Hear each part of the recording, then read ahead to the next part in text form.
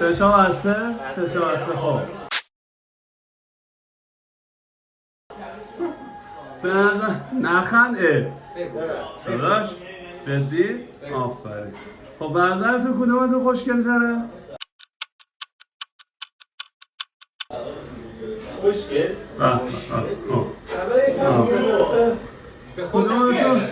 کدومتون تنبل تره؟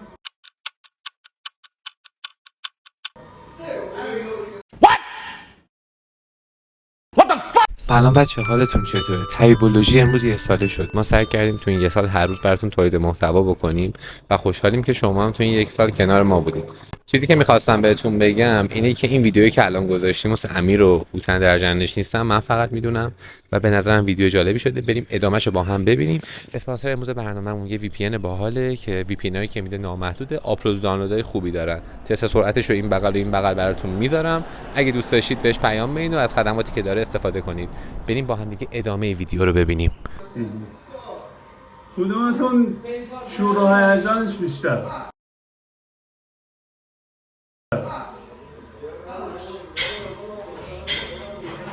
نه نشد، یکی رو حالا نشون بده، دوتا رو نمیشه نشون داد. خب حل. کدومتون بهتر تمرین میکنه؟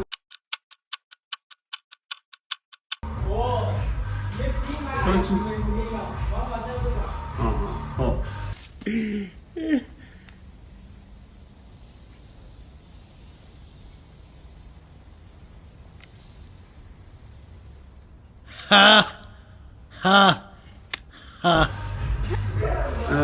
نخواهی بنزه مگه بردارم. خب کدومتون بیشتر کار میکنن؟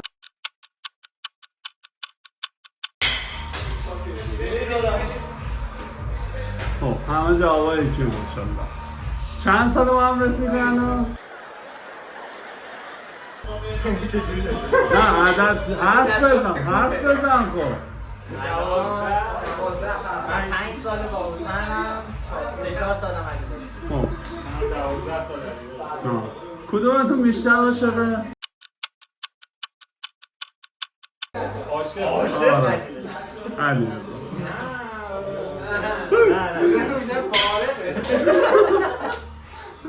کدومتون عجول‌تره؟ این بادش خورد تو صورتت. دیگه چیه پرسی؟ میتونی عوض کنیم مثلا هرچی دوست داری بگو. شوختر کدومتون شوختره خب؟ آره.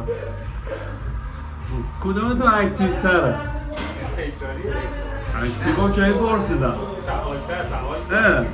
خب یادم رفتم، من حافظم خیلی چیز نیست. دیگه بسته دیگه مسخرش دارم. خدا چشم باز دارم. حالا چشم باز. حالا چی جواب دادی؟